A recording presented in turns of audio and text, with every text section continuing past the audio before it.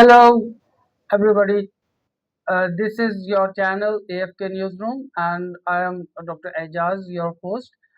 Today, we are going to discuss US-Iran peace collapse, missile exchanges, shattered fragile ceasefire, and in this program, we are going to discuss and analyze all the circumstances behind this exchange of missiles and behind this exchange of missiles between USA and Iran, and we will see and explore what are the causes that was hailed just days ago as a historic breakthrough in US-Iran relations has collapsed into military confrontation after uh, Iran fired multiple missiles and the US launched retaliatory strikes. The fragile ceasefire signed barely a week ago now lies in ruins. Uh, we have assembled um, a detailed analysis of how we got here, the forces that torpedoed this agreement, and where the Middle East is headed next. The immediate trigger was a drone attack on June 25th. US Central Command reported that Iranian forces struck the Singapore flagged cargo ship MV Ever Lovely with a one-way attack drone. It was transiting the Strait of Hormuz along the Omani coast. President Trump denounced the attack as a foolish violation of our ceasefire agreement, noting that Iran had fired actually four shots at commercial shipping. Within hours, the US responded with precision strikes. US aircraft hit Iranian missile and drone storage facilities plus coastal radar positions inside Iran. CENTCOM described this as a powerful response to yesterday's attack on a commercial ship and stated that Iran's actions clearly violated the ceasefire. Iran retaliated almost immediately. The Islamic Revolutionary Guard IRGC Guard Corps targeted US military sites across the Gulf region. Iranian state media quoted the guards warning, if the aggression is repeated, our response will be broader than this. Vice President JD Vance issued a stark warning on social media. Violence will be met with violence. The attack have frozen a UN maritime evacuation operation that had freed 115 vessels and 2,500 seafarers. The International Maritime Organization halted all evacuations until security guarantees are provided. We need to understand what this peace agreement actually was and critically what it was not. The MOU signed June 17 and 18 in Islamabad was not a peace treaty, it was a temporary, non binding statement of intent, a 60-day pause to negotiate the actual hard issues. Dr. Bruce Oslick of the Royal United States Institute describes it bluntly. It is less peace agreement than an agreement to negotiate one, a state of permanent diplomatic implementation. Then what was deferred to the 60-day window? The first point is Iran's nuclear program, enriched limited inspections dissettlement. Second one is sanctions relief mechanisms. Third one is freedom navigation thoughts the Strait of Hormuz, Lebanon, and the faith of Hezbollah. Verification and enforcement mechanism, the MOU fundamentals flow,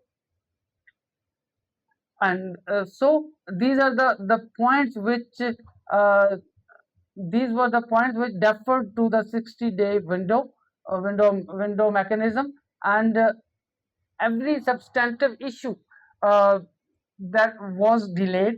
As one analysis noted, the 2015 Joint Comprehensive Plan of Action had the IAEA embedded as an independent observer. The current memorandum has none of that. Uh, then the trust deficit started from there.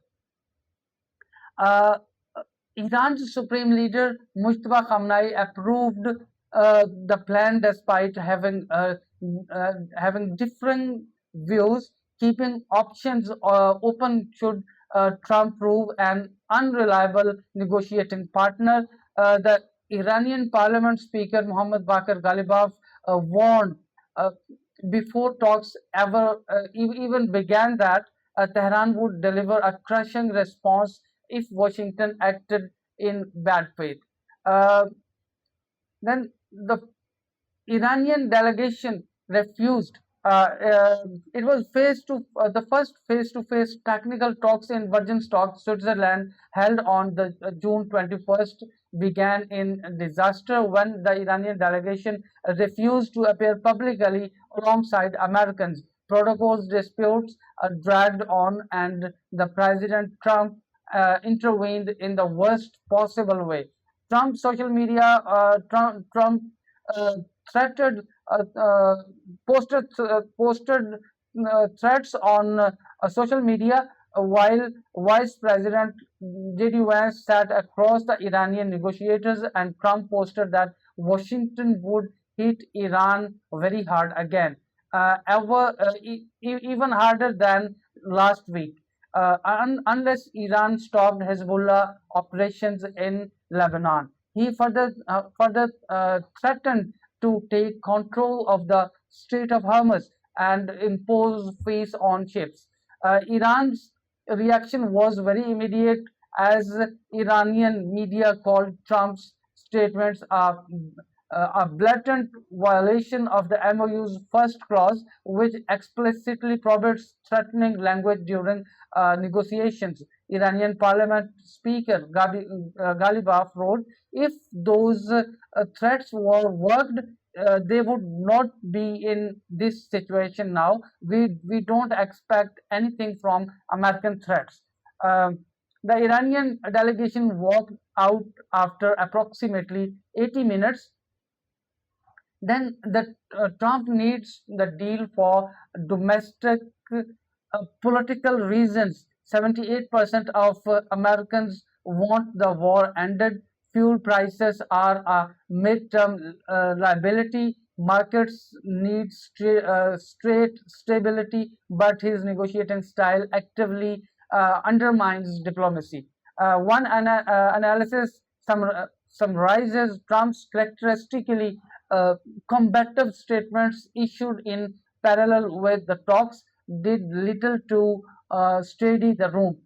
Um, the great the even the greatest structural threat to any US Iran agreement may not be Iran or the US, it's Israel. Israel is not a party to the MOU and has no obligation to respect it, but the Prime Minister Benjamin Netanyahu stated bluntly, as long as he holds office, Iran will not acquire nuclear weapons, a direct message that Israel reserves the right to act regardless of what American negotiators agree to. Then Lebanon as a breaking point also cannot be denied in this MOU and this exchange of missiles, as Iran had made Lebanon ceasefire a condition for even beginning nuclear negotiations. Tehran demanded that Israel halt operations against Hezbollah before discussing its nuclear program. But Israel continues expanding military operations in southern Lebanon. IDF forces retain full freedom of action in facing perceived threats, according to Defense Minister Israel Katz. Um, US-Israel friction is intensified also, as recent Iranian missile attacks on Israel revealed a significant shift. The US did not intercept Iranian missiles targeting Israel. Unlike previous rounds where US forces provided extensive air defense support, the single the signals Washington's growing frustration with Netanyahu's refusal to align with Americans' diplomatic priorities. Uh, Iran is exploiting this rift deliberately, as by attacking Israel while pressing the US for peace. Tehran is applying maximum pressure on Washington while demonstrating it can still hit American allies. As one analyst noted, that this seems designed to break the deadlock in peace negotiations. The Strait of Hormuz and escalation uh, leverage is a very prominent factor here, as Strait of Hormuz is the economic choke point driving this entire crisis. How the Iran demonstrated it could effectively close the strait and now seeks to negotiate sovereignty and even fees for passage.